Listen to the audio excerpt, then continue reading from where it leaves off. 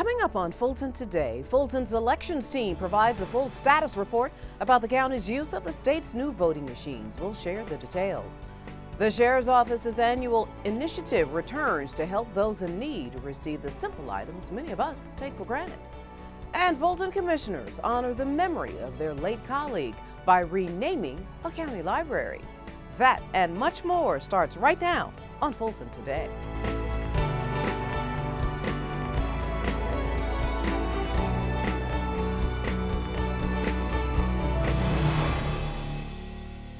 Welcome to Fulton Today, everybody. I'm Shania Chavis-Rucker. Early voting begins next week for the Fulton County District 6 Commissioner and the District 2 Atlanta School Board of Education races. So what voting machines will voters be using?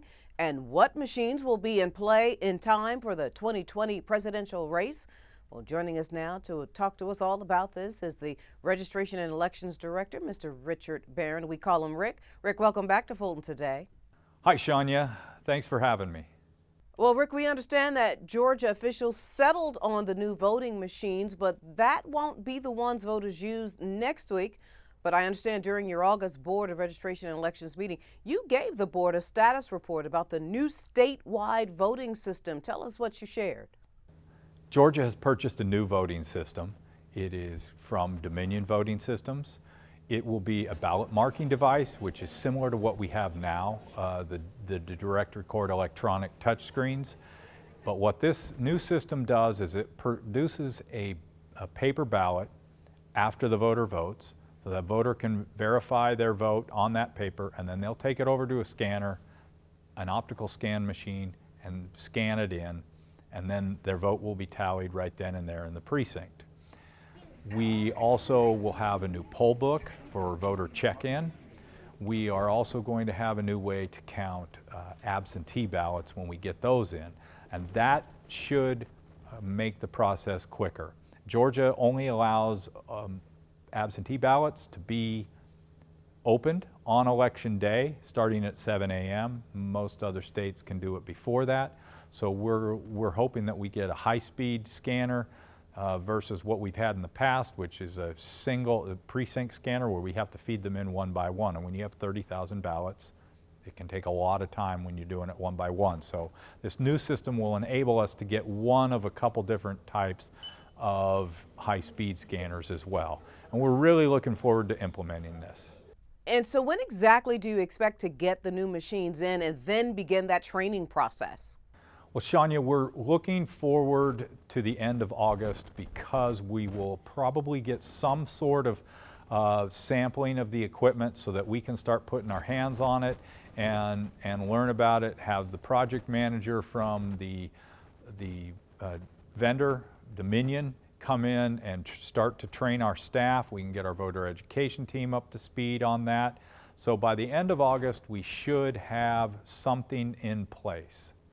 So now, of course, the all-important question, when can voters expect to be able to use these new machines? Well, we'll get the full delivery of the machines throughout the fall and early winter. Probably by the end of the year, we'll have everything that is allotted to us from the state. And then the voters will vote on these machines for the first time in the March presidential preference primary in 2020. And Rick, wrap it up for us. I think this system has everything that like the activists want, what a lot of experts want. It's a touch screen device that prevents overvoting. It also will put perfect marks onto the paper ballot. If you have hand-marked paper ballots, you always have to have vote review panels that go over the ballots because voters rarely mark the ballots the way you're supposed to, which is to color in the ovals. What this system will do is put perfect marks in the ovals for the optical scanner to read. And it will also allow the voter to easily identify whether the ballot marking device recorded their vote correctly. And so we're really looking forward, my staff is, to implement this new system. And I think the voters of Georgia are going to be very happy with it. All right, Rick Barron, great information as always, sir. Thanks so much for your time. Thank you for having me, Shauna. I always appreciate the invitation. And to find information about the special election or any other election-related news, just log on to fultonelections.com. Meanwhile, Fulton leaders find a new way to help get more county residents assistance with their search for employment. WorkSource Fulton unveiled its new mobile work bus that enables staff to bring jobs to the people. Chairman Rob Pitts was given a tour of the new bus to see for himself the features it offers, like state-of-the-art computers, job training, and the opportunity to fill out and submit job applications. It is going to serve a tremendous purpose for us as we go about finding employment and training citizens of Fulton County for sorely needed jobs, to those who have not been able to get the jobs that they need or to advance in their chosen career path. Best of all, the chairman says WorkSource Fulton representatives were able to purchase this bus using grant dollars, and that means no tax dollars were involved. The WorkSource Fulton Bus is expected to make its public debut next week. Switching gears now, a rash of active shooter incidents around the country has Fulton's top brass mandating active shooter training for every single county employee. Fulton Police painted the real-life picture to staffers about why it's important to have a plan long before any workplace becomes a target. Staff working here in the Government Center and the county's public safety building in College Park all participated in the hour-long sessions. We are not here to save any of y'all. That may be the end goal. Our goal when we get here is to make the shooter or killer stop doing what he's doing. After completing the active shooter training, Fulton County employees say they've learned a wealth of valuable information. I've had a training similar to it in the past, but it was helpful to learn some of the specifics for this building, for what it means to be in a government center and something that is such a large space. So I think the concepts I had known before, but it's always a good refresher. The run, fight, hide, that sort of thing it's always good to remember that. This active shooter training is part of the Fulton Police Department's renewed focus on safety and security. With Fulton and Atlanta leaders looking to find ways to reduce the number of homeless citizens, the Fulton County Sheriff's Office holds its yearly initiative to help the less fortunately hopefully get their lives back on track. FGTV's Daryl Carver has more on this almost decade-long tradition. Central Avenue outside the Fulton County Justice Center was once again the site of the 9th annual Homeless Initiative. Hosted by Sheriff Ted Jackson and his staff in conjunction with the Sheriff's Office's chaplaincy program. This outreach is a one-day event to show the less fortunate that they're not forgotten. What we're trying to do is bring attention to the problem of homelessness, and our theme is homelessness is not a crime. And so we want the people that participate with us to get whatever assistance they can. Mercer comes out every year. They'll check blood pressure and they'll check for diabetes and other health issues. And others, as you can see, come out, churches and others come out and pass out items that people need during the year. And we're really pleased that it's growing each year. Fulton County employees and the greater community of faith donated the distributed items like toothbrushes, toothpaste, deodorant, plenty of clothes, and of course, a hot meal. And it's just, a small token of our appreciation, giving back to the community, just to help them. Sheriff Jackson's main motto is homelessness is not a crime. According to the U.S. Department of Housing and Urban Development, for every 100,000 people in Fulton County, 314 of them are homeless. Events like this are designed to help this population feel like more than just a number. We do this because we want the homeless to feel like they're part of the community. That's the reason why we do this. Sometimes when you are out on your luck and you're sleeping outside, people just still paying attention to you. They don't have any respect for you. So we do this so that they know they're still part of this community. And with this community opening its arms and hearts to the less fortunate, they're receiving the short-term and long-term help they need. Reporting for FGTV, I'm Daryl Carver.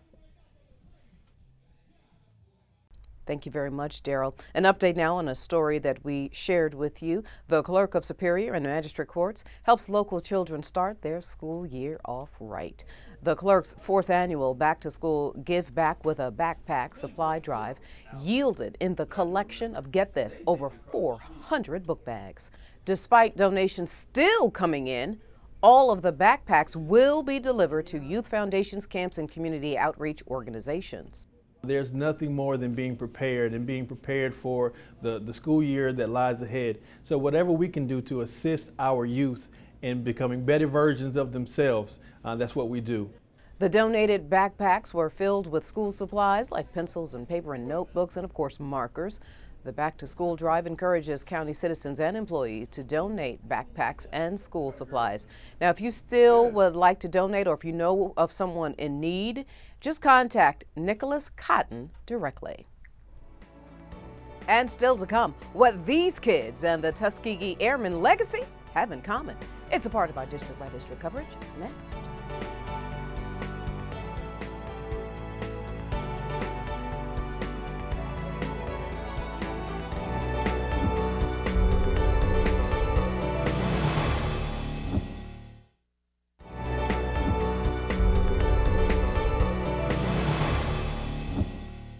Fulton commissioners celebrate the redevelopment of a once historic part of downtown Atlanta. And one last back-to-school rally comes just in time for the first day. Here's this week's district by district coverage. We begin with Chairman Rob Pitts, who joins the groundbreaking celebration for the new development along Whitehall Street, just blocks from the Government Center. The soon-to-be building at 409 Whitehall will have 356 apartment units with over 13,000 square feet of commercial retail space and underground parking. It's a big deal for us, and again I say it's a big deal because the people who will live, work, and play here will have just a fantastic view of downtown Atlanta. So another big day, great day in Fulton County, Georgia. This is a great day for Fulton County, City of Atlanta, this community. Here we are taking a piece of property that over the years had been contaminated before all the regulations came in, and to find somebody to come in and clean this site up and build a development for this community is a great win. The developers from California are excited about restoring this historic part of the community. It was the old downtown of Atlanta many years ago. This site is contaminated with metals. It's the old Simmons Metal Plating Company. And there's about $19 million of cleanup. So we're going to clean up this site and we're going to turn it into one of the most fabulous buildings alive. The developers partnered with the county, City of Atlanta, and the community to get this project off the ground. District 1 Commissioner Liz Hausman is appointed to chair the National Association of Counties Airport Subcommittee.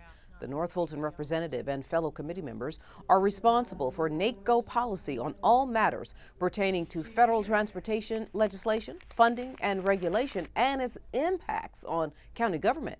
I think that we have a great footprint right here in Fulton County of a strong airport community and the jobs and the benefits of economic development that follow those successful airports.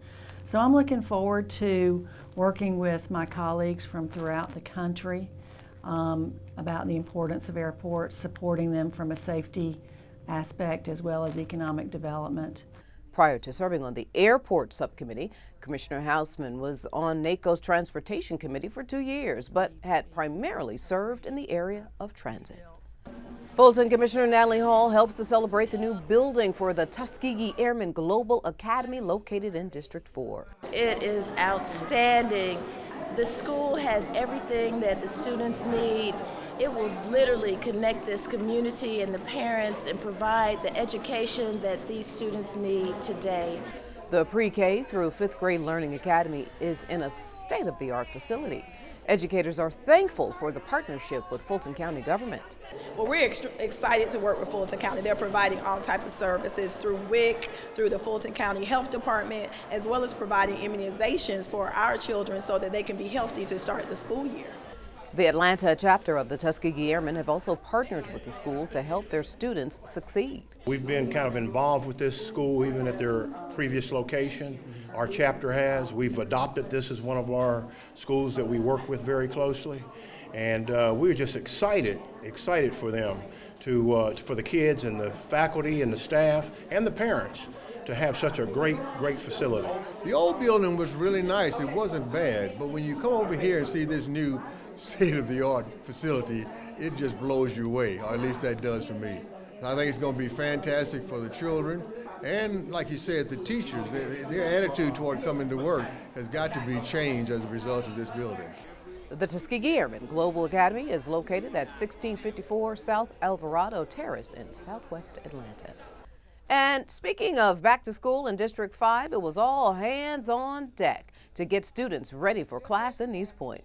Commissioner Marvin Arrington Jr. joined the assembly line to help stuff backpacks for kids who really needed the supplies.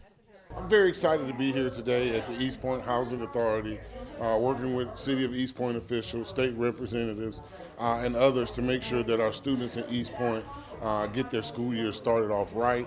We're giving them book bags, school supplies, and all of the resources that they need to succeed. Every kid deserves an opportunity. Every kid deserves a real chance to succeed in school. So I want to do everything I can to help out with that. I brought my boys down here to remind us what we have to be grateful for, and to get to know people here and let my boys know that everybody's the same, no matter where they come from. Everybody deserves a chance, and so I'm real proud to take part in this effort. A number of Fulton County departments also brought services for families to make sure they were not only ready for this new school year, but to let them know the services are available all year long. And still to come, Fulton's Board of Health team takes the necessary steps to ensure residents are protected from the West Nile virus. Stay with us, everybody.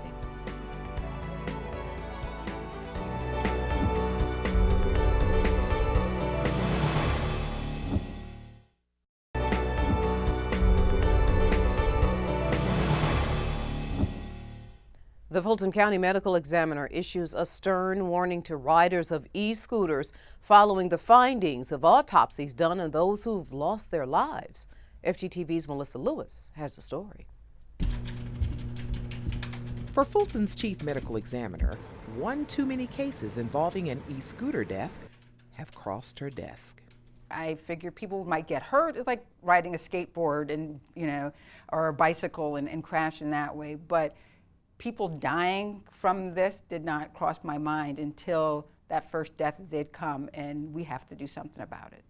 That's something Dr. Jan Gorniak says is educating people about not only the rules of the road, but also on just how deadly one ride on the popular mode of transportation can be. It depends on who's riding them. I mean, they say you could be a good driver, but somebody else can be a bad driver. So it just depends on, I guess who you ride next to. Most of the times it's due to blunt force trauma because this scooter rider is hitting another vehicle, or the scooter rider is being hit by a vehicle. So it's not that they're just falling on the sidewalk where they shouldn't be riding, or they're misnegotiating a curve. They're actually these are pedestrian versus motor vehicle crashes.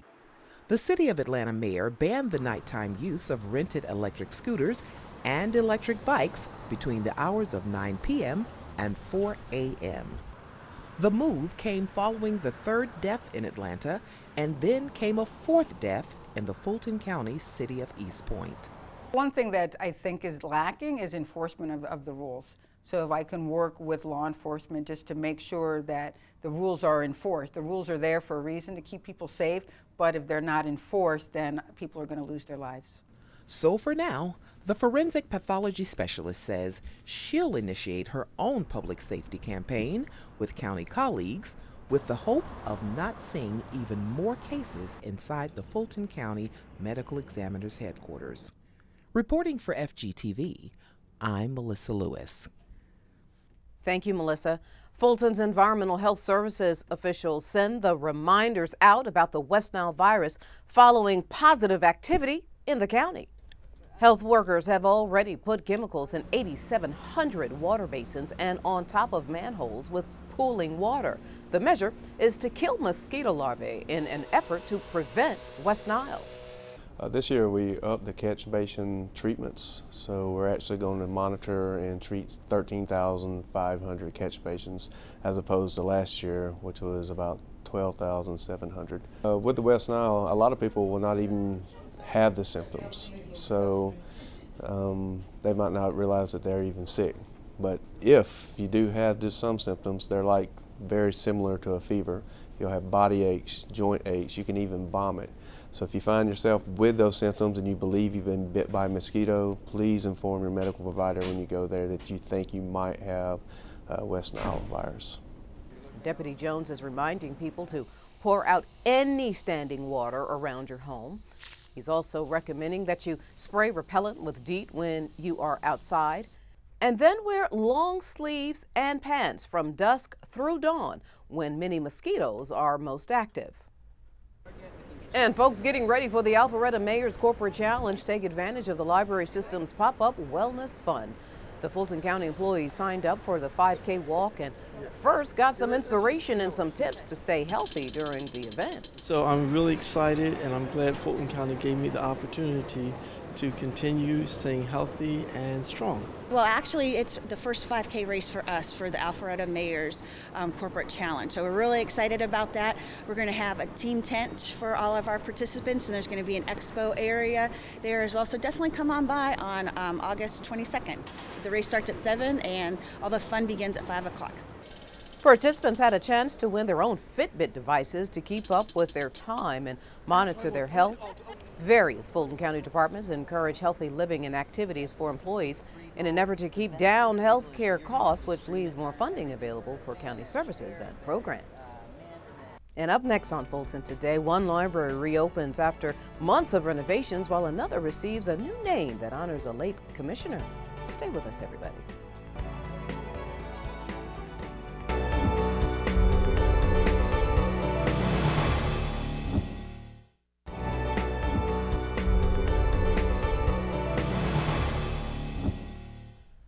This next story we absolutely love. The legacy of the late Commissioner Joan P. Garner will live on. During the regular August meeting, Fulton commissioners unanimously voted to rename the Ponce de Leon Library to Joan P. Garner Library at Ponce de Leon. Well deserved. She was a terrific commissioner and a good friend, and I'm glad that her name will be out there publicly hopefully till the end of time. And then having the honor to actually be her chief of staff for the 6 years that she was elected, I cannot even put into words how fulfilling that was. And so this is definitely an honor, and I'm really glad to see it on the agenda. Thank you. The renaming of the library branch was the result of strong support of the LGBTQ community. The late commissioner, who passed away in 2017, was Fulton County's first openly gay commissioner and a strong supporter of LGBTQ rights. A petition signed by over 400 people also supported the renaming. While we are so appreciative when the Fulton County Commission decided to dedicate the conference room at the Board of Health and Wellness to Joan, having a building that is so prominent and accessible to the public, named after her, will not only honor her, but will serve to continue her life's work. The Joan P. Garner Library at Ponce de Leon was expected to close for renovations earlier this summer. That closure will be announced at a later date after site plans have been revised. The name change will occur once that library reopens. 1, 2, 3, cut. The grand opening for the Dogwood Library was an exciting day for residents of that community. The library opened just in time for the new school year. Staff and patrons were given a tour of the newly renovated library that now features a state-of-the-art interior, improved lighting, multiple areas for different age groups, and so much more. The upgrades are all things that residents of this community requested. The Dogwood Library has been closed to the public since August 2018. Residents say they are happy to see it open once again. I think it's good. I came on Friday hoping it was open, so I was a little anxious to get back into the groove, but I think that it'll be used very well, and I'm just happy that the libraries all over the county are being renovated and upgraded, because for the longest people weren't used in libraries, but I think this right here will bring the library system back on track, and I think people will enjoy it. This is the 8th library in the Phase 2 of the library building program to reopen. And before we go, our reminder that FGTV wants to connect with you online. Be sure to follow FGTV on Facebook, Twitter, and Instagram for up-to-date Fulton County news. And you can watch a replay of this show and any other FGTV program anytime on our YouTube channel, so please subscribe. Well, that does it for this edition of Fulton Today. I'm Shania Chavis Rucker. Thank you so much for watching. Join us each week for news around and about Fulton County.